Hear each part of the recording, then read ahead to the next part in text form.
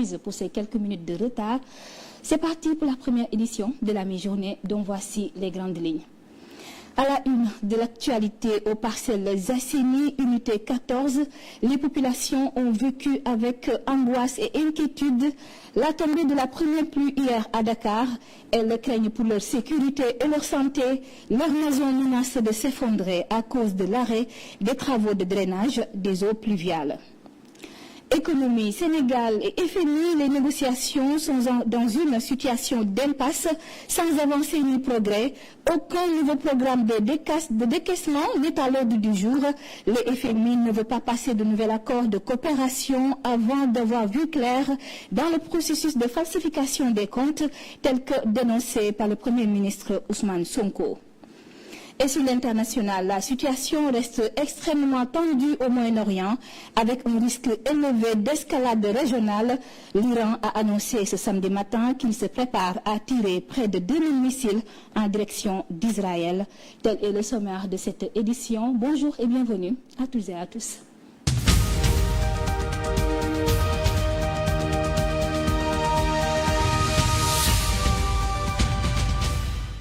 Et nous démarrons par cette mauvaise nouvelle pour le Sénégal, alors que le gouvernement espérait en avril dernier une reprise des négociations avec le Fonds monétaire international, suivie de la conclusion d'un nouvel accord dès le mois de juin. La perspective d'un déblocage rapide s'amenuise. Le FMI attend les résultats finaux de l'audit, a déclaré jeudi dernier la directrice du département communication du FMI lors d'un point de presse. Des propos relayés par le journal Enquête dans sa parution du jour. Julie Kozak a souligné que le FMI continue de collaborer avec les autorités pour résoudre le dossier complexe des fausses déclarations en cours. Elle a insisté sur le fait que le traitement de ce dossier nécessitait un processus rigoureux et long. Pour rappel, le FMI a suspendu l'exécution du programme triennal d'un montant de 1,8 milliard de dollars, soit environ 1100 milliards de francs CFA, conclu avec le Sénégal. Cette décision faisait suite à un rapport accablant de l'Inspection générale des finances, IGF, validé par la Cour des comptes, mettant en évidence une manipulation des chiffres de la comptabilité publique entre 2019 et mars 2024 sous la présidence de Macky Sall. Et puis, un dossier trouble secoue les relations entre le Sénégal et l'Espagne autour d'un ambitieux projet d'électrification rurale au cœur de la controverse. Une avance de démarrage de 2,425 milliards de francs CFA versée par l'agence sénégalaise de l'électrification rurale, ASER, à la société espagnole AEE Power, EPC, alors même que les travaux n'avaient pas encore commencé. Selon le quotidien, les soupçons de détournement se précisent. La police espagnole a ouvert une enquête après avoir identifié des flux financiers suspects liés à cette avance transitant notamment par Chypre, l'Égypte et le Sénégal. Ce projet censé améliorer l'accès à l'électricité pour quelques 600 000 personnes dans plusieurs régions sénégalaises avait déjà soulevé de vives interrogations. En octobre 2024, l'autorité de régulation des marchés publics, ARCOP, avait suspendu le contrat, pointant un manque criant de transparence, notamment autour d'un financement total de 37 milliards de francs CFA accordé dans le cadre d'une offre spontanée. Je vous l'annonçais dans le sommaire, Parcelles Assainies, unité 14. Les populations ont vécu avec angoisse et inquiétude la tombée de la première pluie hier à Dakar. Elles craignent pour leur sécurité et leur santé. Leur maison menace de s'effondrer à cause de l'arrêt des travaux de drainage des eaux pluviales. Elles interpellent les autorités. Les populations riveraines de l'unité 14 des Parcelles Assainies de Keur Massar ont vécu avec angoisse et inquiétude la tombée des premières pluies. L'inachevé de cette canalisation risque de causer des dégâts énormes. Avec difficulté, avec stress, on a peur, on ne sait pas où l'on va. Vous savez, on n'arrive plus à dormir. On est stressé des travaux qu'on a entamés et qu'on a arrêtés et on sait pour quelle cause. Et une canalisation profonde de 2 mètres, large de 2 mètres et 2 mètres de profondeur. inachevée. Et on ne sait pas pourquoi. Le danger est permanent. Se déplacer devient un vrai casse-tête chinois. Il suffit d'une forte pluie, mais il faut s'attendre à des maisons qui vont s'affaisser. De grâce qu'on nous aide. On court des risques. Les populations riveraines courent aussi des risques sanitaires. Les moustiques ont élu domicile dans cette canalisation inachevée. La présence de reptiles n'est pas aussi écartée. Nous sommes agressés par les moustiques, les commandes et tant d'autres maladies que nous ne savons pas. Peut-être que nous les avons attrapés à cause de ces caniveaux-là qui sont à ciel ouvert. Les autorités sont interpellées. On ne l'écarte pas. On ne l'écarte pas. Parce que si ils n'interviennent pas immédiatement pour résoudre ce problème-là, mais nous n'écartons pas le problème de reptiles. À travers vous, les médias, s'ils perçoivent notre message, notre cri de cœur, mais qu'ils interviennent rapidement sur ce problème-là, parce que c'est nous que le vivons. Depuis près d'un an, les travaux ont été arrêtés. Selon nos sources, l'État doit de l'argent à l'entreprise CDE. Des correspondances ont été adressées aux autorités, mais aucune suite favorable pour le moment pour s'enquérir de la situation des riveraines de l'unité 14 des Parcelles Assainies de Keur Massar. Et puis en plus, la commission d'instruction de la Haute Cour de justice poursuit ses auditions dans le cadre de l'enquête sur la gestion du Fonds Force Covid-19. Après Aïssatou Sophie Gladima, c'est au tour de son ex-collègue et ancienne ministre de la Femme, Ndeye Saly Diop, d'être entendue sur le fond du dossier. Selon l'observateur qui donne l'information, dans son édition de ce samedi 14 juin, l'audition est programmée pour le 19 juin au Palais de justice de Dakar. 6 autres personnes sont également convoqué, avance le quotidien du groupe Futur Média. La même source rappelle que l'ancienne ministre, déjà inculpée pour un présumé détournement de 52 millions de francs CFA, rejette catégoriquement les accusations.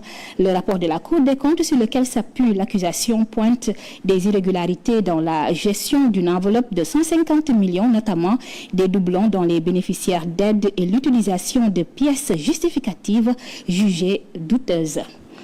Et puis, dans le cadre du programme de modernisation des villes Promoville, un important lot de matériel médical a été remis au poste de santé de Lidiane Kobada dans la commune de Ziguinchor, financé par l'État du Sénégal et la Banque africaine de développement. Ce matériel vise à renforcer les capacités du système de santé local, selon Maïmouna Dièye, ministre de la Famille et des Solidarités. Cette dotation contribuera au développement des plateaux techniques des structures sanitaires bénéficiaires et facilitera le travail du personnel médical. Suivons ces propos au micro de Sambou Dieng Sakho.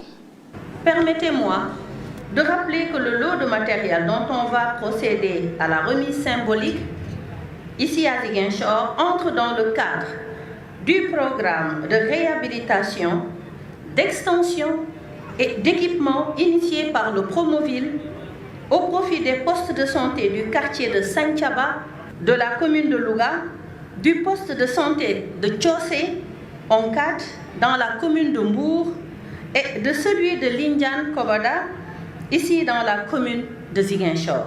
D'un montant global de 173 066 863 francs CFA, j'ai bon espoir que ce lot de matériel médical acquis sur financement de l'État du Sénégal et de la Banque africaine de développement permettra de renforcer le plateau technique des postes de santé bénéficiaires et de faciliter le travail du personnel médical. Et toujours sur le registre santé, le collectif des médecins, pharmaciens et chirurgiens dentistes du Sénégal, COMES, a décidé de paralyser le système sanitaire, jusque-là pas reconnu au niveau des hôpitaux où ils interviennent. Ces médecins exigent un statut et surtout de l'humanité dans leur formation. Nous réclamons tout simplement de l'humanité dans notre formation. Nous réclamons un statut, nous réclamons une reconnaissance qui n'est moindre par rapport à l'apport qu'on a dans les hôpitaux au Sénégal. La preuve, actuellement, vous allez dans les hôpitaux, ces mêmes hôpitaux qui ne reconnaissent pas, ces mêmes hôpitaux réclament qu'on arrête la grève ou bien essaient de trouver des solutions pour que nous puissions arrêter la grève.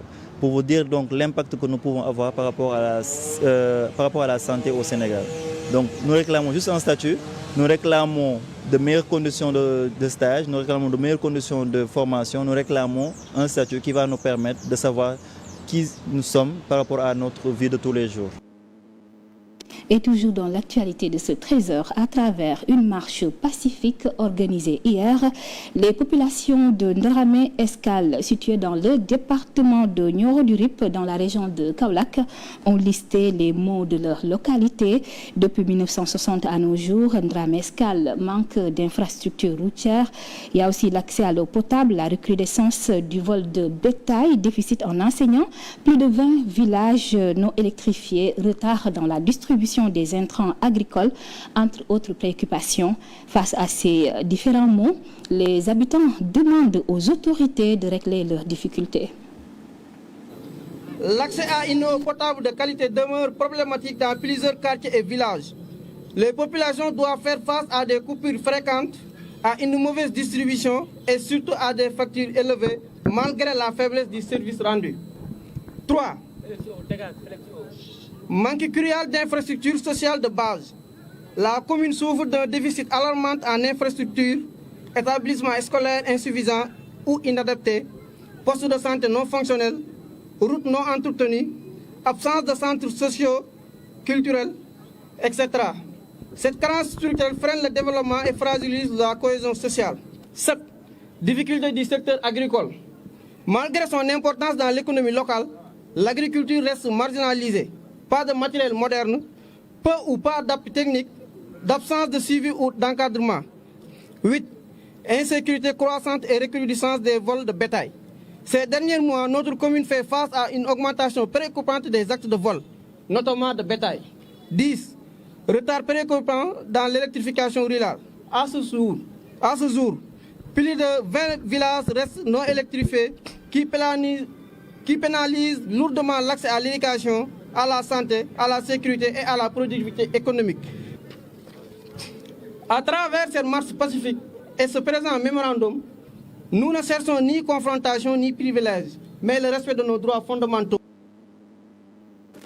Et puis, éducation dans ce journal, le salon universitaire de l'orientation a ouvert ses portes hier vendredi, offrant aux lycéens une occasion précieuse de se projeter dans l'avenir. Organisé sur 3 jours, cet événement a pour objectif d'accompagner les élèves dans la construction de leur parcours post-bac. Il vise à leur fournir des informations pour faire des choix éclairés en tenant compte de leurs compétences et des exigences des différentes filières. Compte rendu signé Djibi Diallo et Pape Ousseynou Ngom. C'est un rendez-vous que les lycéens n'ont pas manqué. Le salon universitaire de l'orientation, organisé sur 3 jours, a rassemblé des centaines de jeunes filles et garçons désireux de construire leur avenir post-bac de manière réfléchie.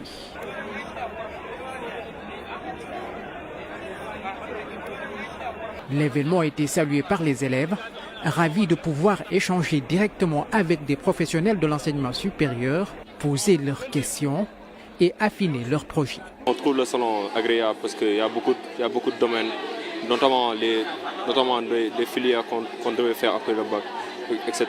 Il y a beaucoup de choses qu'on peut faire en tant qu'élève après le bac. Et en venant ici, on m'a donné beaucoup d'informations et franchement, ça m'a servi on m'a motivé. Après le baccalauréat, je pense que je vais le contacter pour pouvoir faire la formation. Choisir sa filière en fonction de ses aptitudes et de ses aspirations, tel est l'objectif central du salon, qui se veut une véritable boussole pour les futurs bacheliers. Un choix n'a de sens que s'il est suffisamment éclairé, s'il repose sur des considérations objectives et rationnelles. Un choix de filière de formation doit prendre en compte les capacités et potentialités de l'élève, son projet de carrière, mais aussi l'offre qui est mise à sa disposition. Jusque-là, bon nombre d'élèves s'orientaient vers des formations qui ne correspondaient ni à leurs capacités, ni à leur motivation profonde. Faute d'accompagnement ou d'informations adaptées, leur choix était parfois même hasardeux. L'univers Salon, dans une perspective pédagogique, ambitionne de corriger cet impair. C'est pour cette raison que nous avons réuni dans un espace unique l'ensemble des filières de formation qui existent dans toutes les structures d'enseignement supérieur public, ainsi que dans la plupart des établissements d'enseignement supérieur privés, pour que les élèves, futurs bacheliers, aient l'éventail de choix le plus large possible pour déterminer l'orientation qu'ils veulent donner à leur avenir. Des centaines de stands ont accueilli les élèves qui repartent mieux informés, moins stressés et plus sûrs de leur choix. Beaucoup ont découvert des formations qu'ils ne connaissaient pas, mais qui correspondent parfaitement à leur profil. Djibi Diallo, du côté des forces armées, le camp colonel Maïkor Diouf de Ouakam a accueilli la fête patronale du 1er bataillon d'infanterie placé sous le thème 65 ans d'exemplarité. Le 1er bataillon, un rempart diable. Le lieutenant-colonel Maguette Sen a lancé un appel à une meilleure collaboration entre civils et militaires. Compte rendu au Mathiam. Ouakam, sous le thème 65 ans d'exemplarité. Le 1er bataillon, un rempart fiable. Scorpion est une occasion de rassemblement de toute la famille du 1er bataillon d'infanterie et dans un élan de camaraderie. En même temps, elle sert de support aux traditions. Une tradition des armées sénégalaises empreinte de solennité et de démonstration du génie militaire. Une armada de pointe qui sonne comme un impératif à l'heure où la guerre classique interétatique et les menaces terroristes, sans parler du grand banditisme, atteignent des proportions inquiétantes. Face à cette situation, il est plus que nécessaire d'adapter nos forces en leur donnant la capacité à faire face à toutes ces menaces. Cela passe nécessairement par une prise de conscience des enjeux sécuritaires de l'heure, une instruction mise à jour et adaptée à une meilleure qualification des unités et enfin une préparation opérationnelle optimale face aux différents scénarios d'engagement possibles. La journée a été rehaussée par la présence des notables et dignitaires de Ouakam, une communion qui traduit à sa juste valeur les rapports amicaux entre civils et militaires. Un rapprochement qui est crucial pour la sécurisation des frontières et des personnes. D'une part par le renseignement qui confère aux forces un temps d'avance sur les menaces et d'autre part par la sensibilisation à travers le canal des leaders communautaires. Par conséquent, je vous exhorte à encore plus œuvrer de concert avec les forces de défense et de sécurité pour lutter contre les fléaux. Prestations artistiques et décoration des hommes de rang étaient aussi au rendez-vous. Et dans l'actualité internationale, des combats violents et meurtriers ont opposé vendredi 13 juin 2025 dans le nord du Mali. L'armée soutenue par les mercenaires russes d'Africa Corps et les indépendantistes du Front de libération de l'Azawad. Dans un communiqué, l'état-major malien a reconnu qu'un convoi logistique a essuyé une embuscade à l'aube vendredi dans la région de Kidal après avoir mené une opération offensive contre un groupe armé terroriste. L'armée affirme avoir tué des combattants ennemis et estime que la situation est sous contrôle sans admettre de pertes. Et puis l'Iran a annoncé ce samedi matin qu'il se prépare à tirer près de 2000 missiles en direction d'Israël. Selon les autorités militaires iraniennes, les prochaines frappes seront 20 fois plus puissantes que les précédentes. Le corps des gardiens de la révolution islamique, CGRI, a confirmé la poursuite des opérations, déclarant que les frappes se prolongeront aussi longtemps que nécessaire en réponse aux récentes attaques israéliennes sur le sol iranien. Ces déclarations surviennent après une opération d'envergure menée par l'armée de l'air israélienne dans la nuit de jeudi à vendredi. Israël revendique des frappes précises et majeures sur terrain, visant notamment des systèmes de défense aérienne et des infrastructures stratégiques. Plus de 200 cibles auraient été visées. Le bilan iranien est lourd, 78 morts, dont plusieurs hauts responsables militaires et plus de 320 blessés pour la plupart civils. Les frappes ont également provoqué des incendies et d'importants dégâts matériels. Le conflit latent entre Israël et l'Iran continue de s'intensifier. Ces deux puissances régionales s'affrontent indirectement depuis des années, mais les derniers jours ont marqué une escalade préoccupante avec des attaques ouvertes de missiles. Ces vives tensions entre ces deux pays inquiètent les autres États du Moyen-Orient ainsi que les grandes puissances. Plus de détails avec Momo de Conté. L'escalade entre Israël et l'Iran prend une nouvelle tournure. Ces deux puissances ennemies multiplient les coups, parfois dans l'ombre, parfois au grand jour. Depuis des années, Israël et l'Iran s'affrontent indirectement. Frappes israéliennes en Syrie, attaques de groupes alliés à Téhéran, cyberattaques mutuelles. Mais ces derniers jours, les essences sont devenues plus directes.